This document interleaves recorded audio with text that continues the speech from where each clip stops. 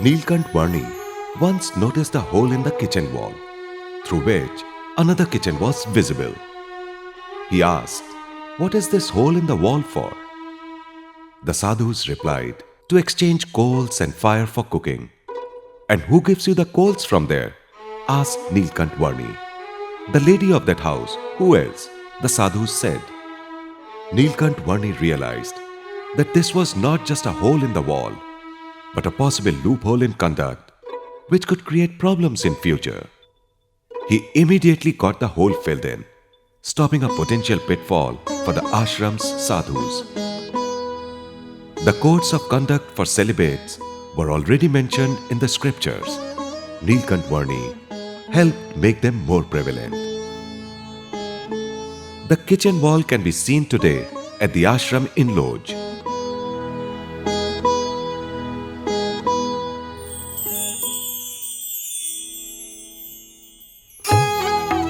Nilkanth's daily routine in Loj revolved around his service at the ashram.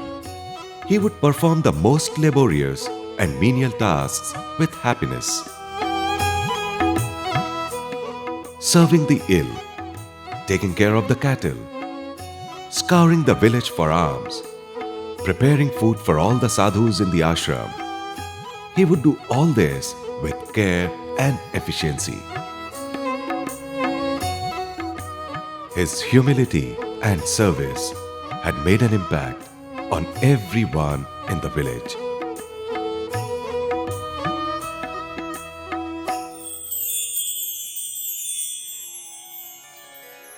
Nilkanth Varni had mastered yoga at a very young age.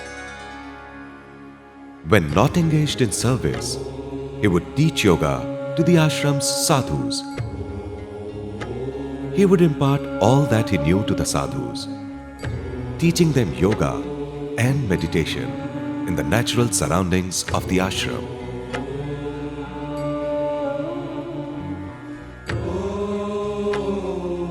This was the location of the garden and grove where he taught yoga. As a reminder of the young master's teachings, a memorial has been built here.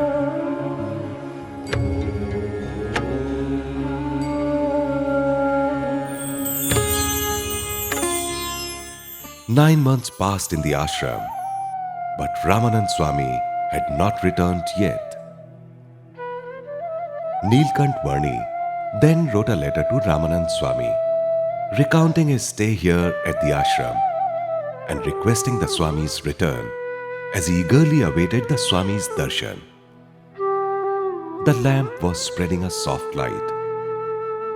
Nilkanth Varni was sitting with his back supported by a wooden pillar, keeping his left leg folded.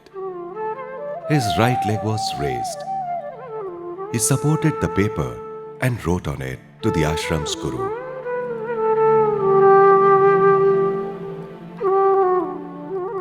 This letter can be seen today at Akshardham in Gandhinagar, India. To carry the signature of such a divine persona is a privilege for our planet. Ramanand Swami read the letter and was touched by the young yogi's humble request. He immediately left Kutch for Piplana. 18th June 1800 was the day that Ramanand Swami and Nilkanth Varni met for the first time in Piplana. The devotee was gratified to meet God, and God rejoiced at meeting the devotee. All those who witnessed this confluence were moved by it. 28 October 1800. Nilkanth Varni was initiated as a sadhu by Ramanand Swami. He was now given 2 names, Sahajanand Swami and Narayan Muni. A memorial to this initiation ritual exists today in Piplana.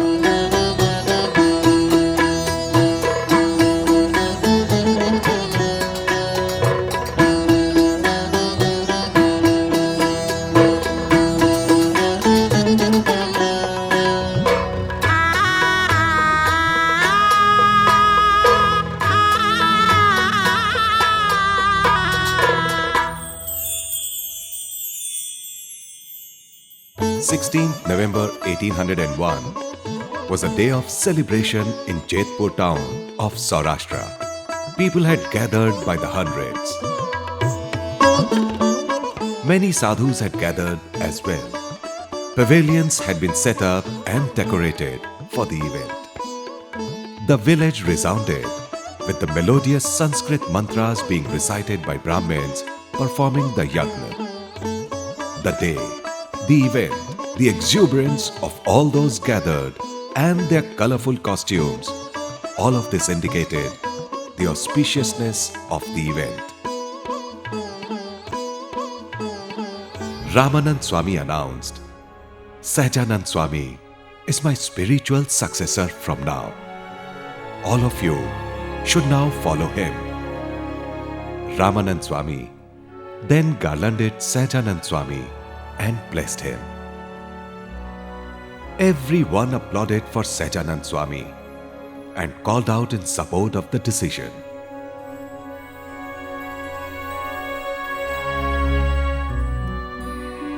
On this occasion, Sahajanand took the opportunity to request Guru Ramanand Swami for 2 boons, saying, "Swami, please grant first that if any of your followers is destined to suffer the bite of a scorpion, please give millions of times of that pain to me in every pore of my body, but release your follower from that destiny. Also, if any of your followers is destined to be poor and beg for food, let me beg instead. But please, let none of your followers ever be wanting for food or clothing." Such selfless and large-hearted prayers by the newly appointed Guru warmed Ramanand Swami's heart. The ceremony was followed by a large celebration on the streets of Jodhpur, so that everyone could have a glimpse of the new Guru. Ramanand Swami sat with Sahajanand in the horse-drawn chariot.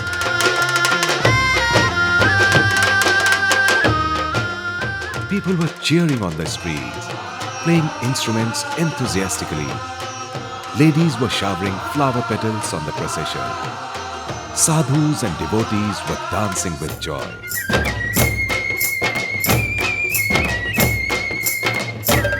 Viewers crowded the windows and balconies to observe the celebrations. This was the outpouring of genuine love and festivities that marked the appointment of Sahajanand as the Guru. There is a beautiful temple marking the location of this celebration in Jodhpur.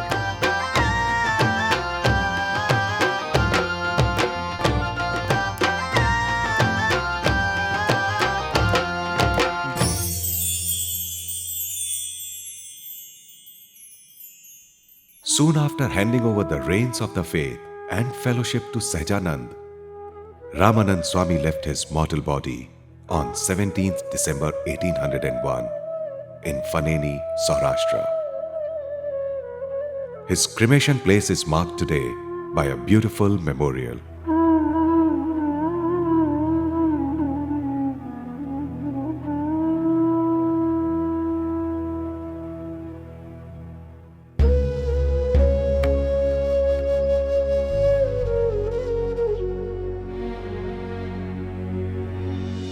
Sahajanand Swami now asked his followers to chant the mantra of Swaminarayan.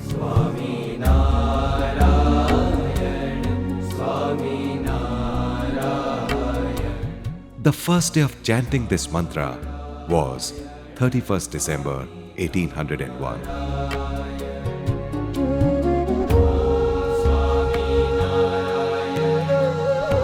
Because of this mantra, Sahajanand soon became popularly known as Swaminarayan.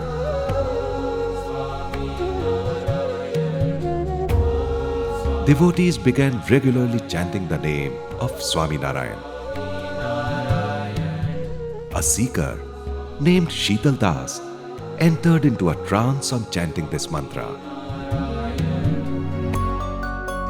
Everyone was surprised at the power of this seemingly simple mantra.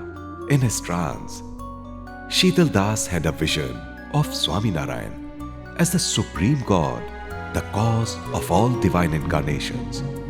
As soon as he came out from the trance, Sheetal Das insisted on being initiated as a sadhu by Bhagwan Swaminarayan. He was initiated and named Vyapkanand.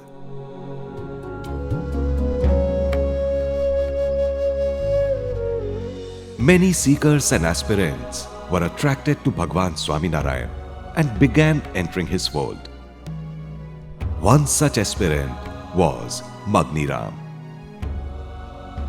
Magni Ram had built up a band of followers by his occult skills, but a brief encounter with Bhagwan Swaminarayan changed him. Along with his followers, he took initiation as a sadhu and was named Advaitanand.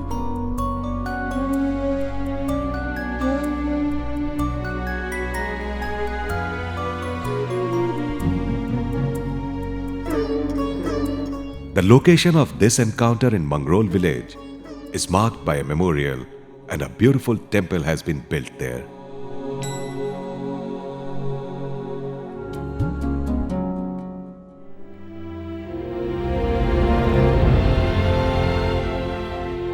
Experiencing Bhagwan Swaminarayan's divinity, Muktanand Swami, the ashram's senior-most sadhu, began worshipping him as God.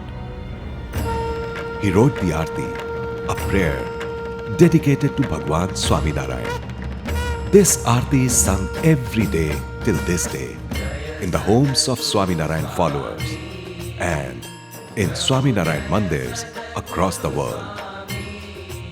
This arti was first sung on 5th November 1802 in Kalwani village. That historic place is marked by a shrine.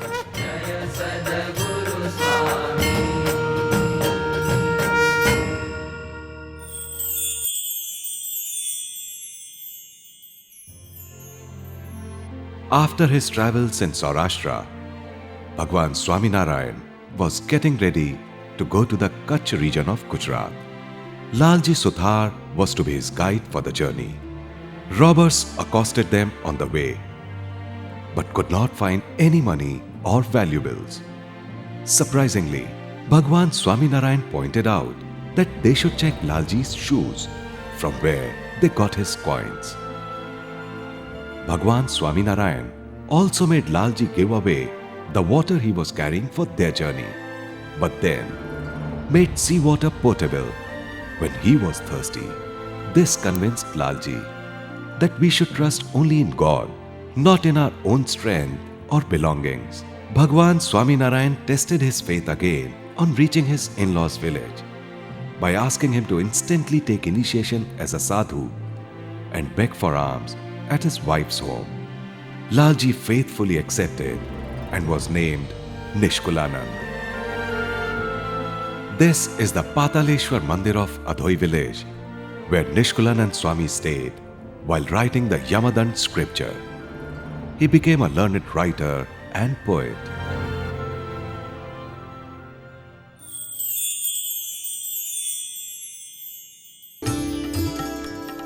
Ladudan Barot was a popular poet. He had been honored with wealth and titles by the local kings. He once arranged a meeting with Jivuba and Laduba, two staunch devotees of Bhagwan Swaminarayan. His aim was to convince these two of the need for marriage in order to lead a happy and fulfilled life. But he was the one who became convinced. Laduba and Jivuba's talks of renunciation changed his heart. He gave up his wealth and titles to take initiation as a sadhu and was named Brahmanand Swami. He wrote many devotional songs in Gujarati, and his work is well known even today. This is just one example of the high level of spiritual knowledge and confidence that Bhagwan Swaminarayan's women devotees reached in the early 19th century. It was the beginning of the year 1807. Bhagwan Swaminarayan set a unique benchmark in that year. He created history by initiating 500 Paramhansas in just one evening in Kalwadi.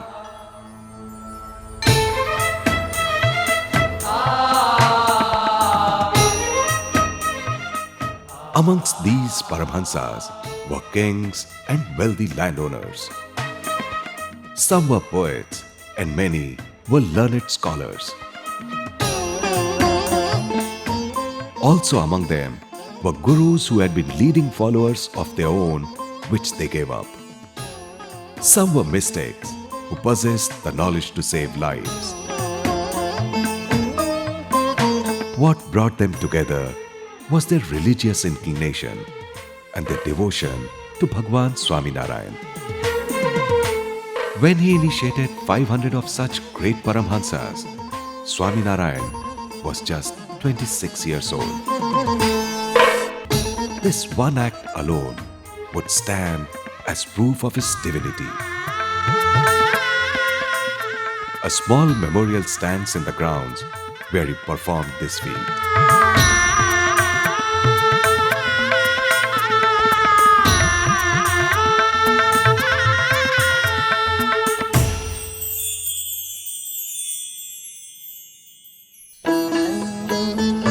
In September-October 1807, Bhagwan Swaminarayan rode from Bhadra village to 18 devotees to drop everything on reading that letter and to rush to Bhadra to take initiation as Paramhansa. Of these 18, some were established landowners, some were wealthy donors running almshouses for the poor. Some were distinguished members of society. But each of them left immediately on reading the letter. Kalyan Das of Kadu village went a step further. His name was not included, but counting himself in the etc. after the names, he left his marriage preparations to join the others. People realized the power of Bhagwan Swaminarayan's words on seeing the enthusiasm with which these devotees were ready to obey his wish. This is the place where the devotees arrived and met Bhagwan Swaminarayan. The incident has been etched in stone here.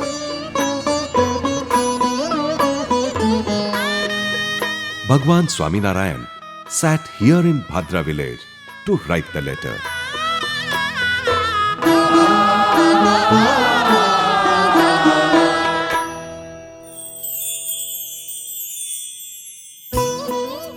Animals were routinely slaughtered and eaten as part of Hindu ceremonies called Yagna in Bhagwan Swaminarayan's time. The administrator of Kutch, Jivan Mehta, had organized one such feast in Bhuj. Goats and other animals had been kept ready for slaughter. Bhagwan Swaminarayan's heart went out to those innocent animals about to be sacrificed. He immediately got such yagnas stopped and propagated non-violent ceremonies in their stead. Such yagnas have now become the norm today.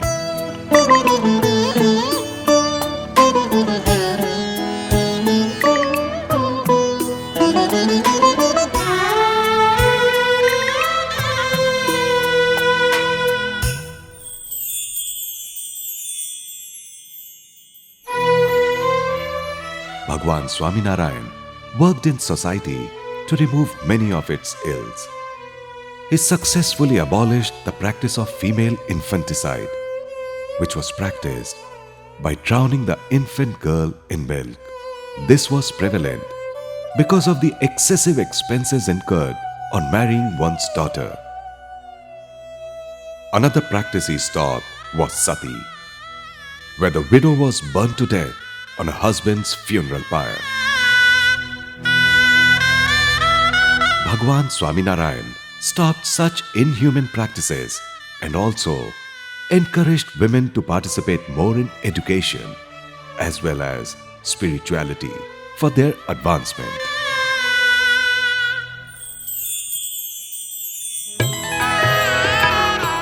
Bhagwan Swaminarayan organized a huge non-violent yagna in Chetalpur. To feed everyone, he distributed the wheat to be ground to flour to all the homes in the village. A prostitute named Lakshmibai wanted to lend a hand in this service and offered her help. While everyone was taken aback at this, Bhagwan Swaminarayan gave her the wheat to grind at her home. She ground the wheat through the night and offered the flour early next morning at the feet of Bhagwan Swaminarayan. She had blisters on both hands because of continuously grinding the stone mill. Everyone realized that they had wrongly judged her devotion for God. Bhagwan Swaminarayan's work for the empowerment of women was visible in many such instances.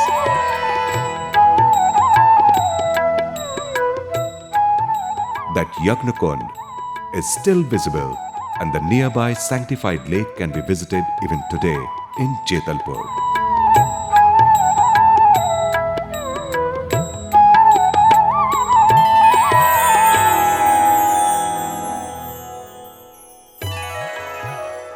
January 1810.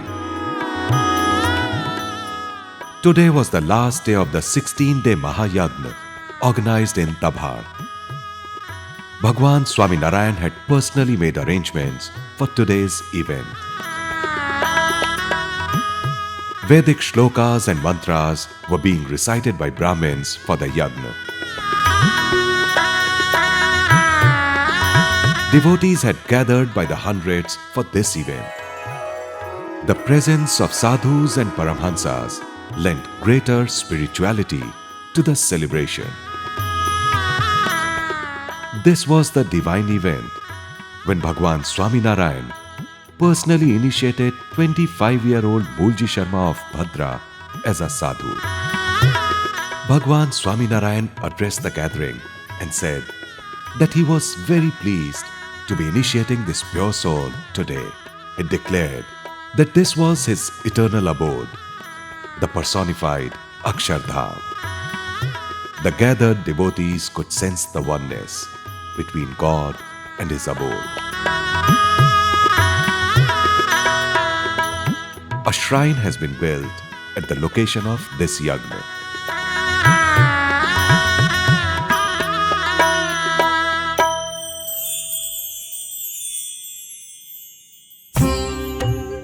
During the yagna in Dabhan, infamous robber Jogan Pagi had set his eyes on stealing Bhagwan Swaminarayan's mare, Manki.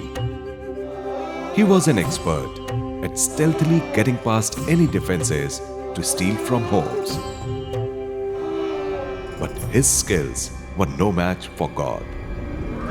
Whenever he would steal into the stable, he would see Bhagwan Swaminarayan tending to the horses. At all times of night, he tried and failed to get near the mare.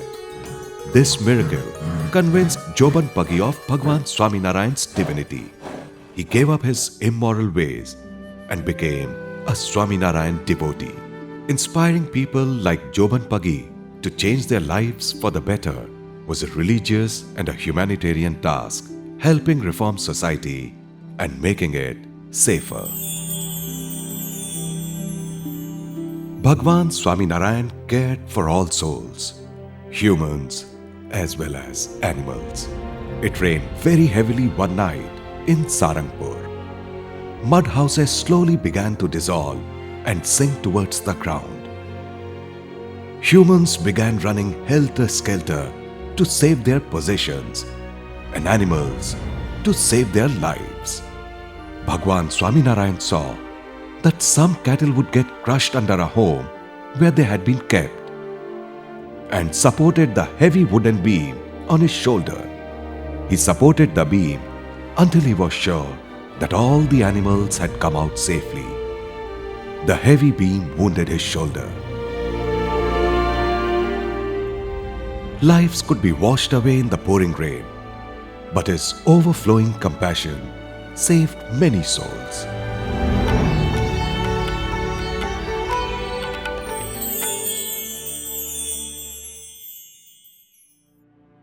Bhagwan Swaminarayan destroyed the strong caste-based distinctions prevalent at that time. Sagram of Limli village was a devotee. Not only was he poor and uneducated, but from society's perspective, an untouchable because of his low caste. Yet Bhagwan Swaminarayan visited his hut and ate food prepared by his wife. Both of these acts were against the prevalent societal norms, but he wanted to remove such differences. A beautiful memorial has been built at the location of Sagram's home.